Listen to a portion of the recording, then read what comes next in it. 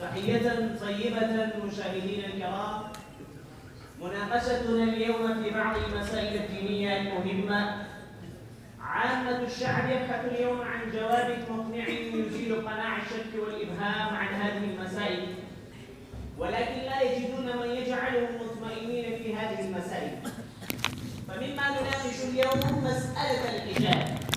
ترى من العلماء من يشدد فيها ويفرض الحجاب على المرأة، وبالمقابل هناك جماعة من المتنورين ينكرون عليهم ويسمونه التطرف.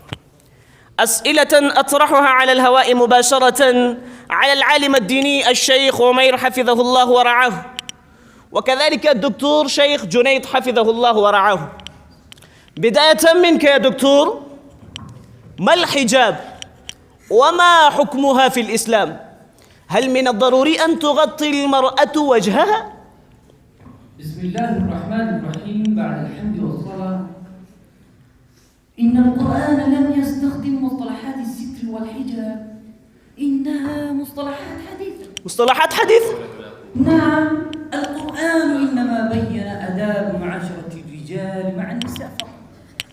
يعني إذا هناك اجتماع مخلوط بين الرجال مع النساء، مثلا في الأسواق والمكاتب الحكومية، استخدم القرآن كلمة بيوت غير مسؤولة لهذا، وأمر كليهما أن يغضوا أبصارهم ويحفظوا فروجهم، كما قال الله عز وجل في كلامه المجيد: وقل للمؤمنين يغضوا من أبصارهم ويحفظوا فروجهم. وأيضا قال: وقل للمؤمنات يغضضن من أبصارهن ويحفظن فروجهن. ثم المرأة إذا أرادت الخروج بلا زينة، مثلا إلى المكتب، فلا حاجة للستر. أما إذا تزينت وأرادت الخروج واحتاجت إلى معاملة مع غير المحرم، فعليها أن تستر جميع البدن سوى الوجه والكفين والقدمين. ولم يزد القرآن على هذا، ولم يقل كما يقولون هؤلاء من ألا يرى شعر واحد أيضا. طيب، يعني يفهم مما قال الشيخ دكتور أن المرأة تغطي عندما تتزين فقط، وإلا فلا بأس، والوجه والكفان والقدمان ليست داخلة في الستر مطلقا. نسأل الشيخ عمير حفظه الله ورعاه، هل توافق ما قال الشيخ دكتور؟ يعني إنه ينكر أن هناك مصطلحات الستر والحجاب في القرآن، بل إنها مصطلحات حديثة أي جديدة مخترعة، كيف ترد عليه؟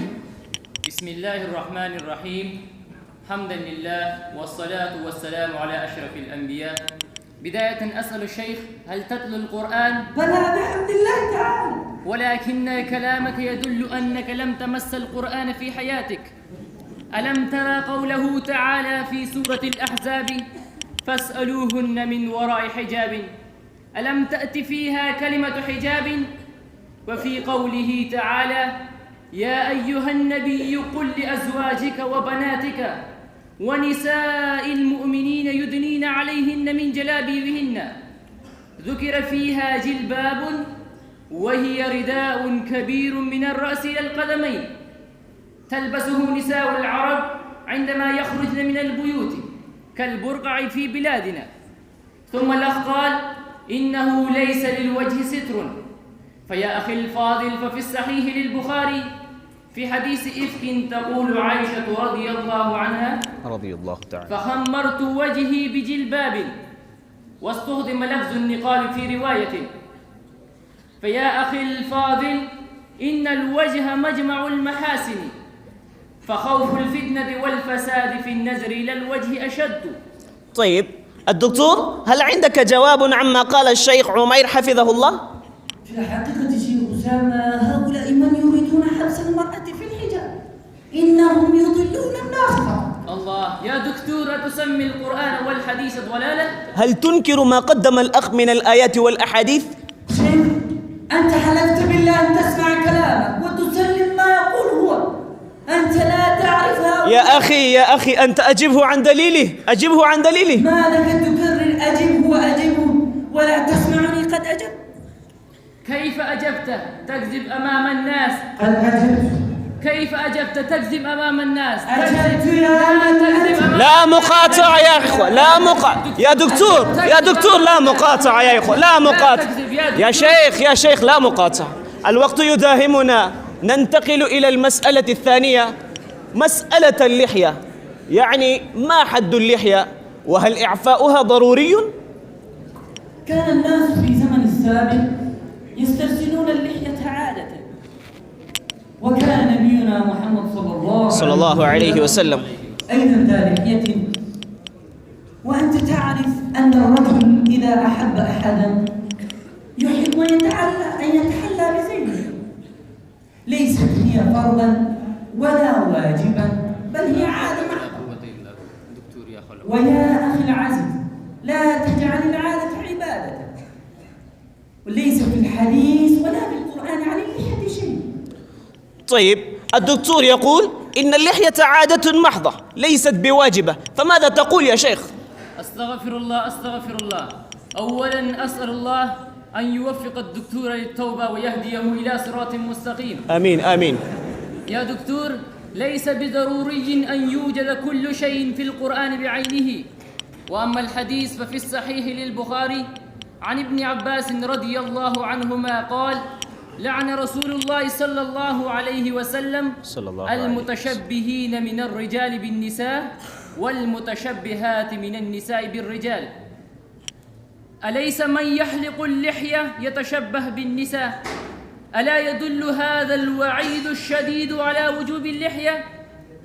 وفي رواية آخر: خالفوا المشركين أوفروا اللحى وأحفوا الشوارب، والأمر للوجوب. ما بين الأخ من الدلائل، كيف ترد عليه؟ شيخ لو سمحت، أشعر بألم شديد. لا الألم يا شيخ يفر. لا بأس، نطلب الطبيب هنا، لا بأس يا أخي. أنت أجيبه عن دليل يا أخي. يا أخي أنت أجيبه عن دليله. لن يرجع والله، لن يرجع. إخوتي، سترون آخرين من شكله أزواج سيماهم في وجوههم من أثر النحوسة، يوسوسون في صدور الناس ويحترفون على الأحكام الشرعية. كيف تخبرون الناس عن شرورهم وتدافعون عن الإسلام؟ فأعدوا لهم ما استطعتم من العلم الراسخ، وكذلك عليكم أن تجتهدوا في فهم القرآن والأحاديث واللغة العربية، لأن هؤلاء المتنورين يتعلمون تفاسير القرآن والأحاديث، وكذلك يتعلمون اللغة العربية في جامعات الغرب. فلا بد لنا أن نجتهد في العلوم الدينية وكذلك في اللغة العربية لنشر الإسلام ولكسر شوكتهم. فهل أنتم مستعدون لذلك؟ فيا إخوة، لم يبقى لنا إلا أن نشكر ضيفنا الكريم الشيخ عمير حفظه الله ورعاه، وسنلتقي بحلقة جديدة إن شاء الله تعالى. وحتى ذلك الحين أخوكم محمد أسامة يترككم برعاية الله جميعا. السلام عليكم ورحمة الله وبركاته.